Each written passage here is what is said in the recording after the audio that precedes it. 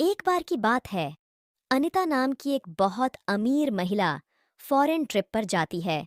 वो एक बड़े से आइसलैंड में एक आलीशान रिसॉर्ट बुक करती है और वहां अपनी छुट्टियां मनाती है। ओह! कितना सुकून है यहाँ की हवाओं में। मैं तो तंग ही आ गई थी अपने शहर की भीड़-भाड़ और शोर-शराबे से। जिस रिसोर्ट में अनिता रुकी थी, वहां के बेसमेंट में एक चुड़ैल कैद थी। शाम को जब अनिता रिसोर्ट के ग्राउंड में वॉक कर रही थी, तभी उसका ध्यान बेसमेंट की तरफ जाता है। ओह! ये क्या? ये तो ऐसा लग रहा है जैसे कि कोई अंडरग्राउंड बार है। मुझे यहाँ आए 4 दिन हो गए हैं और कल मुझे वापस भी जाना है। फिर भी मैंने अब तक इस बेसमेंट पर ध्यान क्यों नहीं दिया? चलो, चलकर देखती हूँ आखिर नीचे इस बेसमेंट में क्या है। इतना कहकर अनिता जल्दी से नीचे जाती है और जल्दबाजी में वहां बाहर लगे हुए बोर्ड को नहीं पढ़ती है। उस बोर्ड पर साफ साफ लिखा था कि नीचे जाना मना है। अरे! ये तो कोई बार नहीं लग रहा है, बल्कि ये तो कोई एक कबाड़ खाना है। छी छी! कितनी गंदी बदबू आ रही है यहाँ। यहाँ से निकलना पड़ेगा। अनीता इस बात से बिल्कुल अनजान थी कि उस बेसमेंट में एक डरावनी चुड़ैल कई सालों से थी और इसीलिए होटल वालों ने बेसमेंट में आना जाना मना कर रखा था। अरे वाह, शिकार! इतने देर बाद तो यहाँ कोई एंट्री लिया है। इसे मैं हाथ से जाने नहीं दूंगी। इतना कहकर चुड़ैल अनीता के शरीर में समा जाती है। ओह वाह! अब मैं इस पागल औरत के शरीर का इस्तेमाल करके इस बेसमेंट की कैद से आजाद हो जाऊंगी। अगले दिन अनीता की वापस इंडिया की फ्लाइट थी और चुड़ैल उसके शरीर में अभी भी घुसी हुई थी और इस तरह चुड़ैल अनीता के शरीर में घुसकर ही इंडिया जाती है। इंडिया आते ही चुड़ैल अनीता के शरीर को छोड़ देती है और बाहर निकल आती है। वाह, क्या प्लेस है! मजा ही आ गया। जब मुझे आजादी मिली तो सिर्फ उस गंदे बदबूदार बेसमेंट से ही नहीं बल्कि पूरे देश से। इस नई कंट्री में आकर कितना अच्छा लग रहा है। चलो, किसी को डराती हूँ। वाह, मिल गया मेरा शिकार। देखो कितने मजे से आपस में टॉक कर रहे हैं। अभी जाकर इनके मजे लेती हूँ। चुड़ैल उन आदमियों के पास जाकर खड़ी हो जाती है और डरावनी आवाजें निकालने लगती है। उन आदमियों को चुड़ैल को देखकर बहुत हैरानी होती है और उनमें से एक आदमी कहता है, अरे ओए, क्या शोर मचा रखा है, और वो भी हमारे कानों के इतने पास खड़े होकर। चलो जाओ यहाँ से लड़की, जाने कहाँ कहाँ से आ जाते हैं ये ड्रामा कंपनी वाले। चुड़ैल को ये सुनकर गुस्सा आ जाता है। अरे इडियट्स, मैं चुड़ैल हूँ। हाँ हाँ, पता है, वो तो तुम्हारी कॉस्ट्यूम देखकर ही पता चल रहा है। इसमें बताना क्या कि तुम नाटक में चुड़ैल बनी हो, पर जाकर अपनी प्रैक्टिस कहीं और करो। प्रैक्टिस? कैसी प्रैक्टिस? अरे मैं असली चुड़ैल हूँ। अच्छा, तू चुड़ैल है? हाँ हाँ, और मैं डायन हूँ। चल हट, भाग यहाँ से, पता नहीं कहाँ कहाँ से आ जाते हैं। अरे भाई, लातों के भूत बातों से नहीं मानते। फिर ये तो चुड़ैल है, इसे तो मार के ही समझाना पड़ेगा। चुड़ैल को ये सुनकर बहुत गुस्सा आता है और वो उस आदमी को पकड़कर उल्टा लटका देती है। अब यकीन हुआ तुझे? बचाओ बचाओ, अरे कोई तो मुझे बचाओ।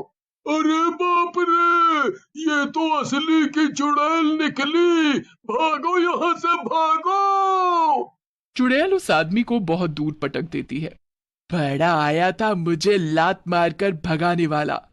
अब मुझे कई सालों तक याद रहेगा। इतना कहकर चुड़ैल आगे बढ़ जाती है। अब शाम होने को आई थी और चुड़ैल इतने लंबे सफर के बाद काफी थक भी गई थी। ओहो, अपने देश में तो मैं बेसमेंट में ही सो जाया करती थी, लेकिन अब मैं यहाँ कहाँ सोऊंगी? तभी चुड़ैल को एक कब्रिस्तान दिखाई देता है और वह कब्रिस्तान के अंदर चली जाती है। वाह, मैंने सुना था कि इस देश के भूत अक्सर कब्रिस्तान में ही रहते थे।